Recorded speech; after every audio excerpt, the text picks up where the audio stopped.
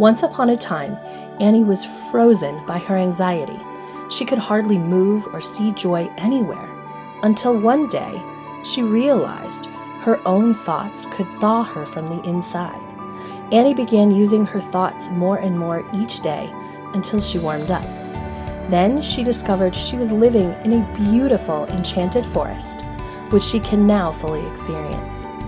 This is Annie's manifesting success story.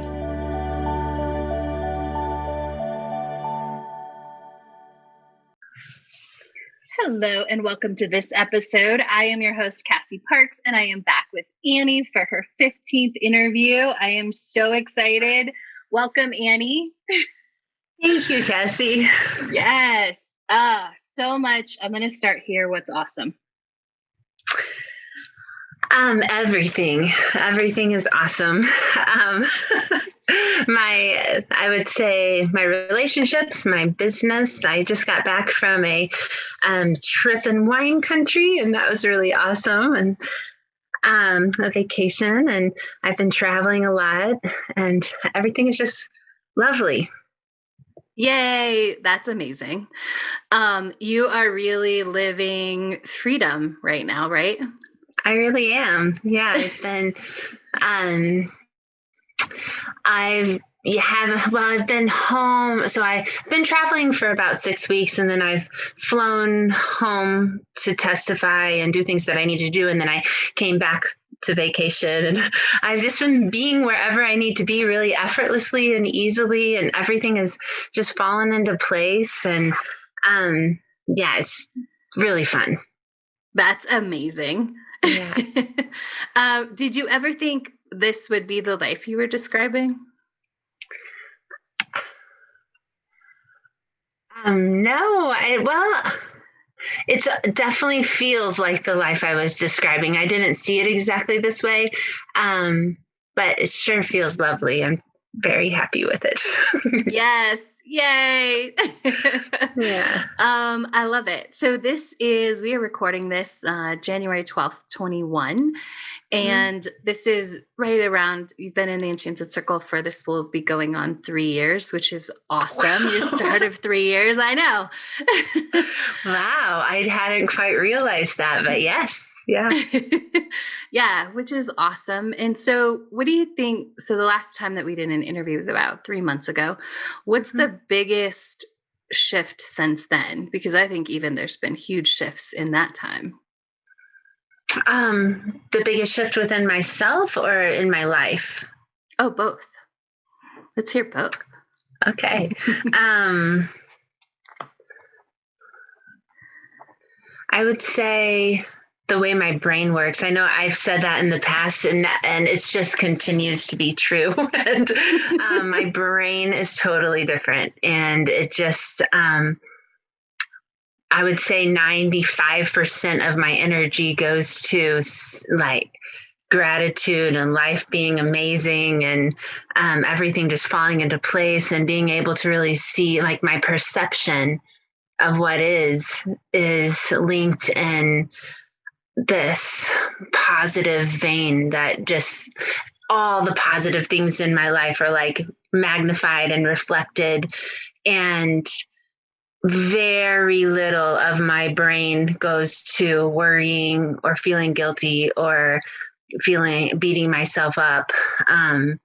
Most of my brain power goes to nurturing and feeling comfortable and in awe. Yay. I love that. So I have a question, and then I have another question. My first question is, were you a person, one of the things that you mentioned first was like, I'm so in gratitude. Were you a person who had a gratitude practice or a gratitude journal before? Yeah. How is it different? I'm guessing it's different. Maybe it's the same. It is different. So. No, it's different. And I've spent some time thinking about that, because I've had a gratitude practice for 20 years before. It was something I've been in kind of law of attraction world and positive psychology for years, and yoga and all of that. But something about this practice with you has made it sink in deeper and made it more like from a gratitude journal where I'm journaling and it's on the outside of me to where this is like every cell in my being, every cell in my body feels this. Mm-hmm. Yes, I get it. It makes total sense. And for anyone listening, like, even if you don't know how to get there, that is where you want to be, where it's coming from that inside, not that outside place.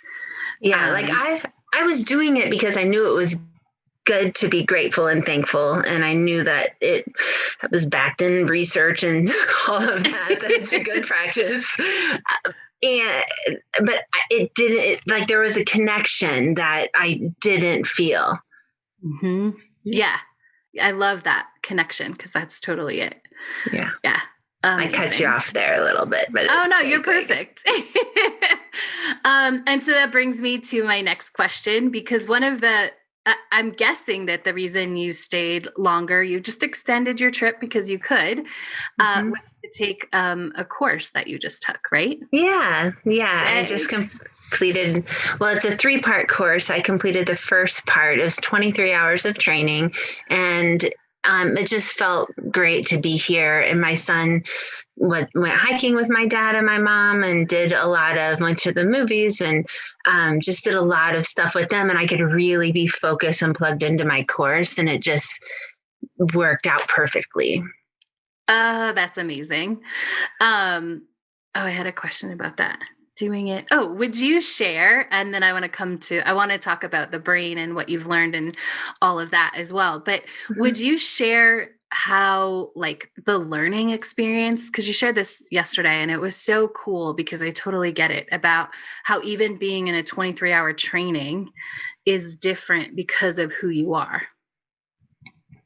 Yeah, my experience was so different. Before, I had a bit of educational, for lack of a better word, like trauma or negative beliefs about education and learning. And so I would get really nervous going up to a training. I had all of these channels of thought that I would go down that did not feel good at all. And that's a new word I learned in the training I took that really makes a lot of sense to me. And so much of myself, and I would be worried about all these different things. And then I would go to the training. I would learn a lot. It would be great, or kind of great, but anxious great. I love that. Anxious great, right? It was great, but I was still anxious. That is such a good way to describe that. I'm sure people will relate. Yeah. It was funny. It's because it's like not like my life was bad before, but so much of it was like wiry, like a kind of holding my breath and nervousy kind of feeling, and great, but like, yes. And so, I think, where were we going with that train of thought? We were going with, what was the experience different in a 23-hour training because of how you're different? Oh, yes. Thank you. A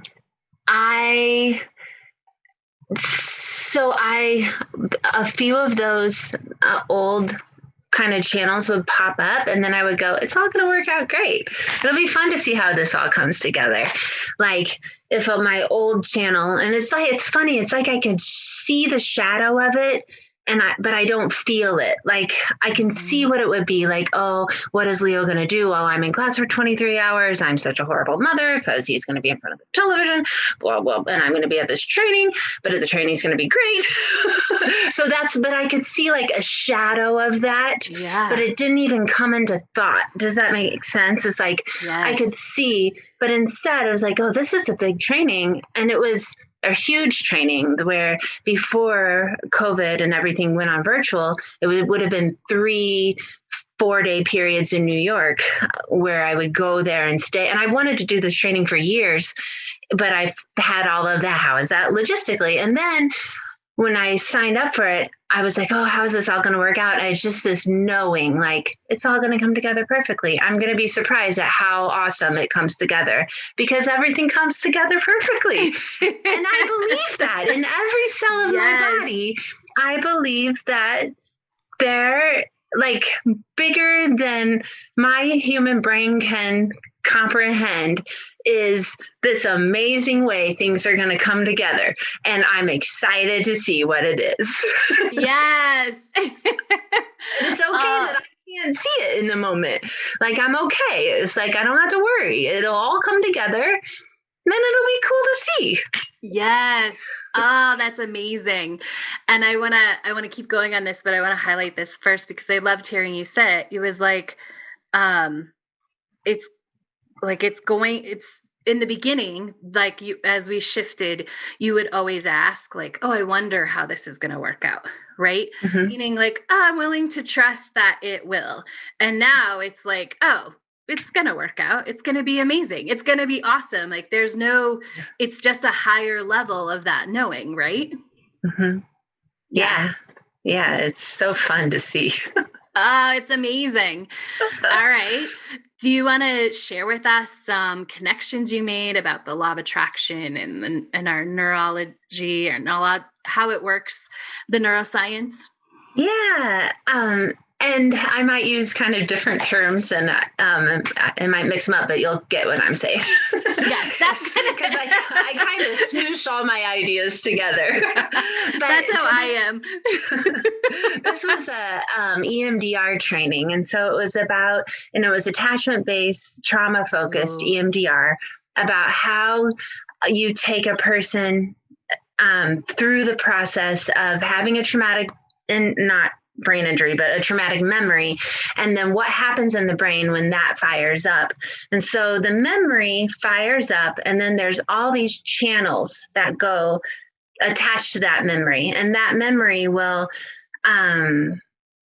take you to another memory, which branches off, takes you to another one, which branches off. That's why trauma is so interesting to work with, because it's like takes you into all these developmental things that you went through, because there's always a link somewhere, usually pretty young, where this is all connected. And they show these awesome slides of the brain and the mapping that happens. And so what I started thinking was, what LOA does is not, that kind of focuses around repatterning traumatic brain injuries, mm-hmm. or not brain injury, but memories, and bringing resources to those memories so they can heal. And so then that person can heal. But I started thinking with LOA, it's like, so they call those little things channels, and I used to call them paths, but when I started to think about the channels, so with LOA, what we're doing is firing up these channels that bring us to more possibilities, and does that make sense? Yes. It's like, and I just started thinking just how cool it is. And like the neurology behind it, because so many people will think, oh, it's woo-woo, or it's like magic, or it's not, it is science, and it is linked to neurology and how our brain works and why we can repattern this and make deep changes. It's the coolest thing. It is the coolest thing. And Annie actually texted me before this and was like, so excited. I'm like, oh, I love this, is because it is science. That's always who I've been and known. And like when people, it's not woo-woo, like, no, they could put this on a brain map. They can study it. They can, lock things in a box and your brain can change what the answers were, Yeah. So that's super fun. Did you have any, as you were learning this and putting this together, did you have any visual of like, oh, I started to see this and then this happened and this happened? Did you have anything where you saw it like that you practically applied looking back? Mm-hmm. Oh, let's hear it. So we did. So I'm like, dear listener, you've heard me talk about billing. So you paired up, as you do in trainings, how you pair up and then you practice the technique on each other. And so I brought up billing, and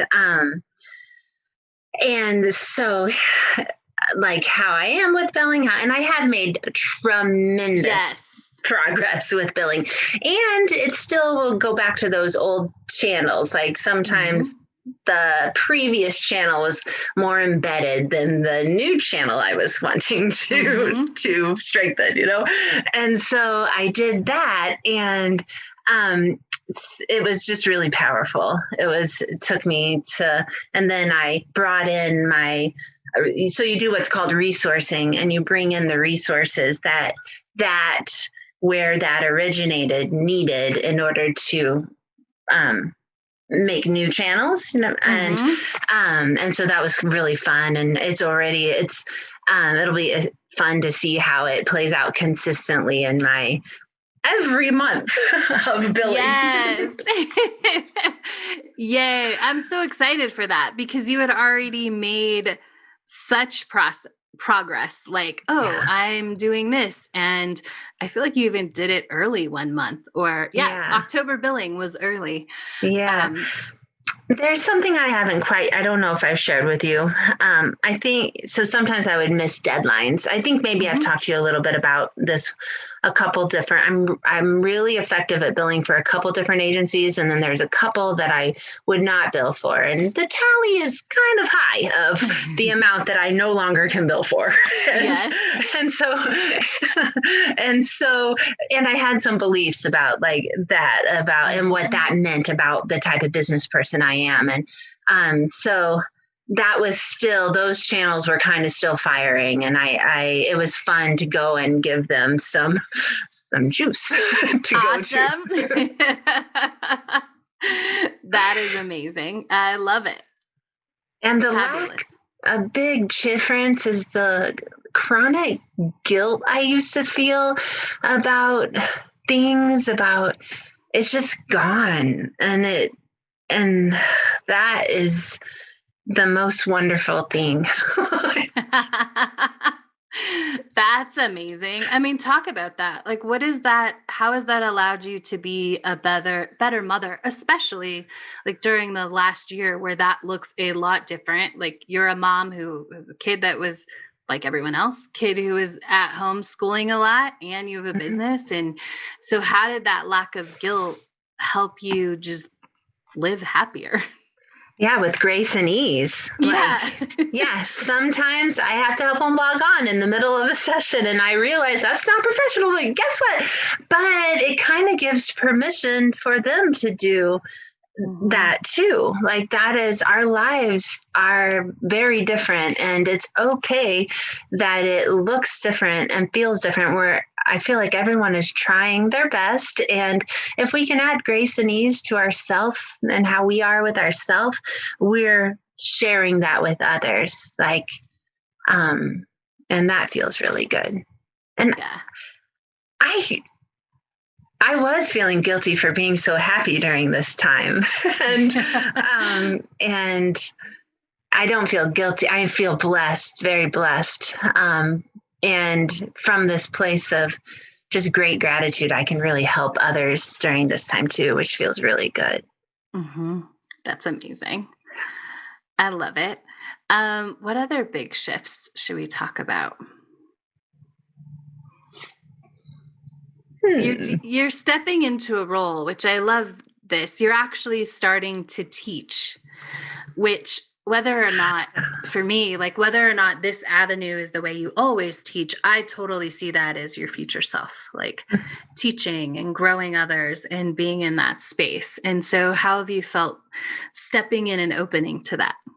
So good. And it makes me remember being in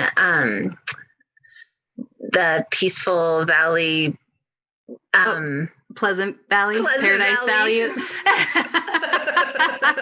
I always confuse. I think it's Paradise Valley. I think they should change their name.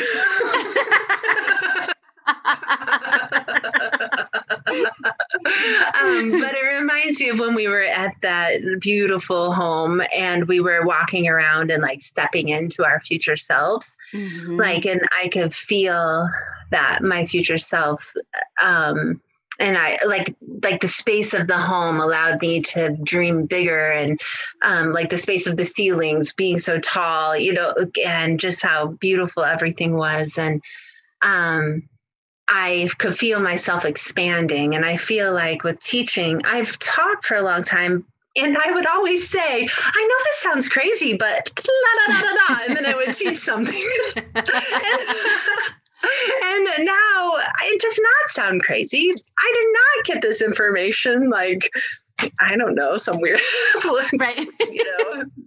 like it is like wisdom that I've learned from all my different trainings and books and life. And now I get to share it, and I feel blessed and grateful and confident. And I'm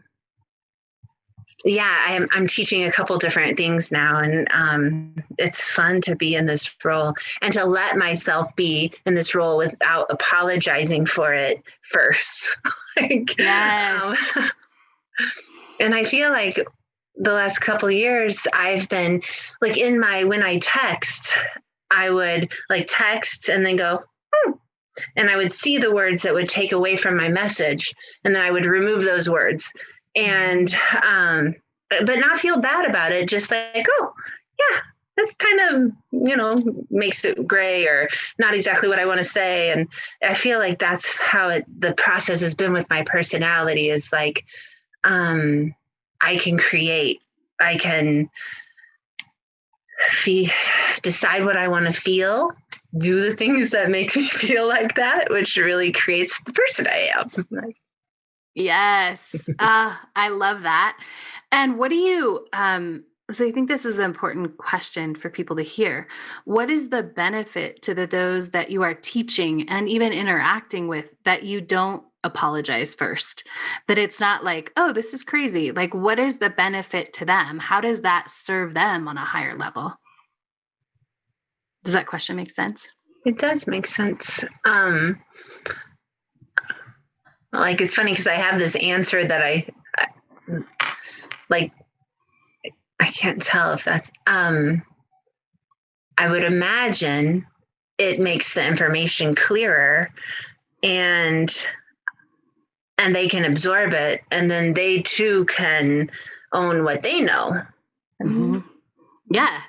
Yeah, that makes total sense, right? Because if somebody's like, oh, this is crazy, like our brain is like, well, do you believe that? Like, are you going to believe crazy or not believe the crazy? Right. And so it's more focused on analyzing that and deciding whether to take the information in or not than it is actually receiving the information and being able to use it. Yeah. It's like this image of like, it's like putting, this image of like putting stuff between the information and what I like and me sharing, like taking down the screen so makes sense. Yeah, absolutely. This question came up in my mind a second ago. You mentioned the Paradise Valley Castle, and I love that because I have seen like one of the things I know about you is you fully take on, like you took that experience to heart. The not assignment to heart, right? You did it fully. Mm-hmm. And I have seen it play out. So it's about 15 months since we were in that experience at this point. Mm-hmm. And every time I see the visual, like I'll come across when I'm looking for a picture or something of you in the hammock, like just in this relaxed space. Mm-hmm. I'm like, yeah, she just stepped into that for even that moment. And it wasn't a moment, it was a day, but really it's a moment and it has opened up. Anything you want to share about how like having even that, because I know as a coach, and that's why we do things like that, because even that moment of being there opens up that new possibility, which opens up the new possibility and the new possibility. Anything about how stepping into that is, paved this way, or anything come up when I talk about that and that visual of you in the hammock? Yeah. That relaxing, and it's just, I keep it like expansive. It was such an expansive, time for me, and to see what the possibilities are. And that, because I used to not know what I wanted, and then I would like, I don't even know what I want. And now like this, knowing what feelings I want, I know what feelings I want. And that I don't have to know exactly what I want. I used to have a kind of fear that I would limit myself, or that if I got clear, and that feeling of being in the hammock and reading and having time to play my flute and having good conversations over wonderful food, like all of that kind of like, yes, I want that. Does that make sense? It's like made it like become part of me. Like, yes, absolutely. Because then it's in you. That experience is in you. So it's whether or not you pull from it immediately, it's always there in your brain and in you to be pulled from. And I know like and I think the point I also want to make to listeners is like, it's about how you go into the process. Like you get back out of it, right? When you go in and you fully do the assignment, you fully get this huge ripple effect. Yeah. Which is amazing. It feels really good to have really dedicated myself to one practice for the last 2.5 years. Like, because I would do lots of different things, and it feels really good. I've been very consistent. And then there's been times where I haven't, and I used to kind of go, oh man, you only scripted once or whatever. And now it's like, oh, that's what I needed this week. And I trust myself. And if I need to script 5 times, then I will. And if I feel like, oh, I think it would be helpful, then I'll do it more. Do you know what I mean? But I don't, oh man, beat myself up. And I have a practice that has become really what I stick to. And it's really helpful in my life. And it just feels really good to get really clear on that and dedicate myself and invest in me and, and time and everything. So. Yay. Oh, I love that. Anything else that's awesome that you want to share or on your heart that you want to share as we wrap up today? Yeah, we've talked about this before, but this last assignment about creating a playlist, I wanted to say how just meaningful so this is the 3rd playlist I've made. I made one for the Manifest 10K, 10K, and then one for the first group of scripts I did. It was called 2024.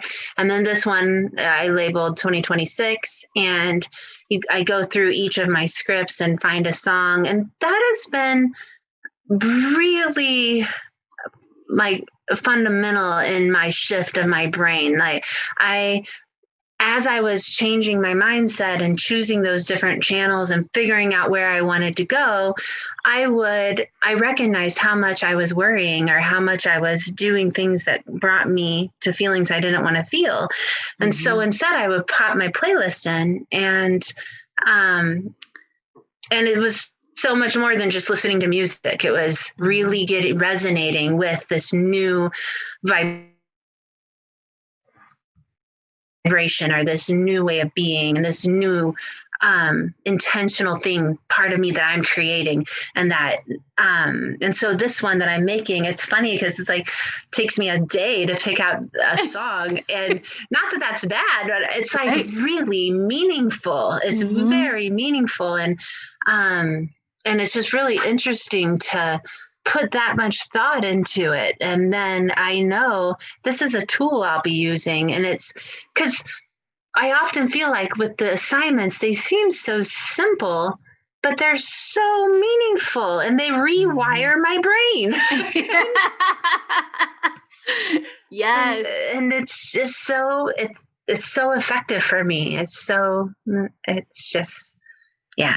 Awesome. I love that. Yes, they are designed to be simple and yet like do the wiring, because so often I think people learn the things, but they don't know how to then get stuck in the thinking part of their brain of like, oh, how do I implement that? You know, versus I've designed the assignments and my intention totally was behind them to kind of sneak around your brain, to just rewire it, you know, and make it easy. And I will say on that, the last time that I did the playlist, it was it took me longer than I thought it would as well, because it was really that when you know, and it doesn't have to, every assignment takes a different time for people because it's the thing that they need. Right. But I could relate to like, yeah, what was that song? How could I find it? And do you want to share your one song? Cause I love Kane Brown. So I do too. I really like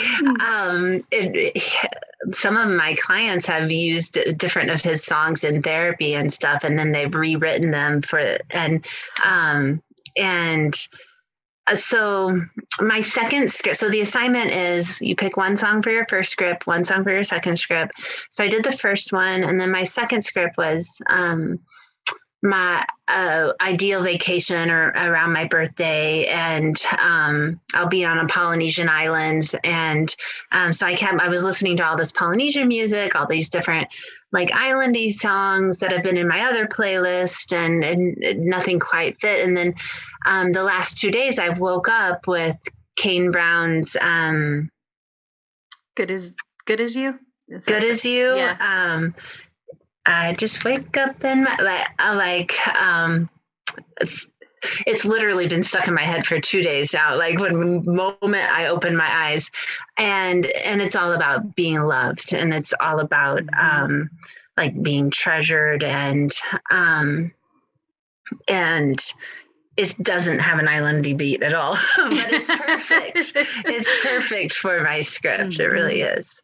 Yeah, it is perfect. That's what I thought. And I happened to have seen The Voice where someone did that song, and he actually came in to be like a joint coach on it. And just hearing him describe like why he wrote that and how he feels about his wife and all of those things, and how he coached this other person like about what this song, you know, how to it's not acting, how to perform it. It was just, when you put it in, I was like, oh yeah, that I totally get why that's the song. That's where I first heard it. I had not heard it. I'm not a huge country listener. Yeah. And I first heard it, and it kept coming in my head, and I was like, where is this coming from? And so I Googled some of the words and found Kane Brown, and then he has some other songs I really like too. So it's just it totally envelops that sense of presence that I want with my partner, and I want about myself too. And all of my relationships are just have a quality. I think I can feel the quality that I don't know if I truly was feeling with all of my feelers anymore. So much was going to worrying, I couldn't feel it. Yeah. Well, that's what I was going to say if you hadn't said it, is I think listeners would be like, oh yeah, because you were worrying. Like so much energy was going to there. I doubt they couldn't have been working, right? Because they were working, just not for what was giving you the most benefit. Yeah. And it's funny because it wasn't like I looked like a frazzled basket case running around. Like I woke up and meditated. I did yoga 4 times a week. I worked, and I was, a therapist, and I had a life on the outside, but it's like what's happening on the inside was that like worrying and like but like I've created this, just deep stillness that feels so good. It feels like a meditation practice every moment. And not that I don't have those moments, but I see them and then go, oh, is this getting me where I want to feel? Or, let's go this way. Like that idea of the new channels and just this really non-judgmental way of, with EMDR, you don't judge the memories or the feelings that come up. They just come up, and then they move your body, because our body and our minds are programmed to well-being, and so it'll bring us to that as we let it sift by, and then it's cool because you get to make new channels. Yes. Oh, that's awesome. I love it. Since you brought up meditation, I'm going to ask one more question as we wrap up. Do you still meditate as often, and does it feel different? Does it feel like it always did? This is my curiosity. I've ebbed and flowed with it. Right now, I'm meditating quite a lot. And with all of the last several months having so much more time at home and not driving so much, and because it is a pretty pressured time outside of my home, like out in the world. And meditation has been key for me lately. Cultivating that stillness, and that I'm meditating a lot right now. Awesome. Yeah. And then I'll go through times where I don't as much, but I feel like at least every day for at least 5-10 minutes, I'm becoming still, because it feels so good. It feels so good to get still and go to my breath and go to my heart, and just, so I'm a pretty consistent practice, but it does shift a little depending on stuff. Yeah, I love that. And did it always could you always get as still, or has that gotten deeper for you? That has gotten deeper too. Awesome. Yeah. And I'm having, my spiritual practice has gotten so much deeper, and I'm no longer worried about, I'm not judging my experience.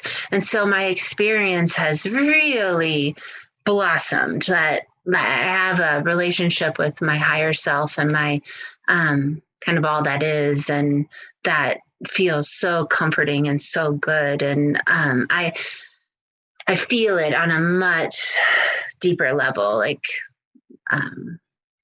yeah. Yay. That's awesome. Yeah. Very cool. Anything else you want to make sure to share today? Just thank you. Thank you so much. My life is so different, so happy. So I really appreciate all of the intention and everything that you put into developing this program, because it's phenomenal.